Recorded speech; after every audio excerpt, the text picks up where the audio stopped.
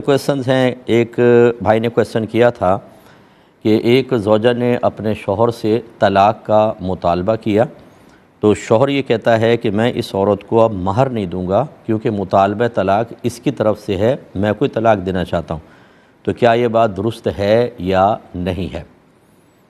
دیکھیں، پچھلے پروگرام کے لاسٹ کویسچن میں نے آپ کو بتایا تھا کہ اگر شوہر بغیر پیسوں کے طلاق دے تو اس کو طلاق کہتے ہیں، اور اگر بیوی آفر کرے کہ میں تمہیں پیسے دیتی ہوں یا مہر چھوڑو معاف کر دیتی ہوں، تم مجھے طلاق دے دو، اب جو شوہر پیسوں کے بدلے میں طلاق دے گا اس کو خلع کہا جاتا ہے۔ تو اگر بیوی مطالبہ طلاق بغیر پیسوں کے کر رہی ہے، جب وہ آفر ہی نہیں کر رہی ہے، تو پھر شوہر مہر نہیں روک سکتا، اب اگر یہ طلاق دے گا تو صرف طلاق کہلائے گی۔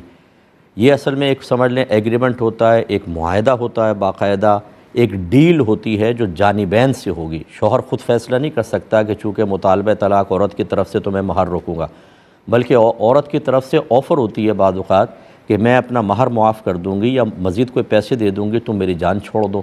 اب اگر وہ طلاق دے گا یہ خلع ہوگا۔ اب یہاں اگر عورت کا مطالبہ بغیر پیسوں کے ہے تو یہ صرف طلاق کا مطالبہ ہے، خلع کا نہیں۔ اب شوہر نہیں روک سکتا، چاہے تو نہ دے طلاق، اور اگر دے گا تو صرف طلاق ہوگی، پیسے نہیں روک سکتا، اس کو مہر دینا ہوگا۔ ہاں، اگر وہ چاہے تو یہ کہے کہ ویسے طلاق نہیں دوں گا، خلع کرو، تم مہر معاف کر دو۔ اگر عورت مہر معاف کرے گی تب یہ خلع بنے گا۔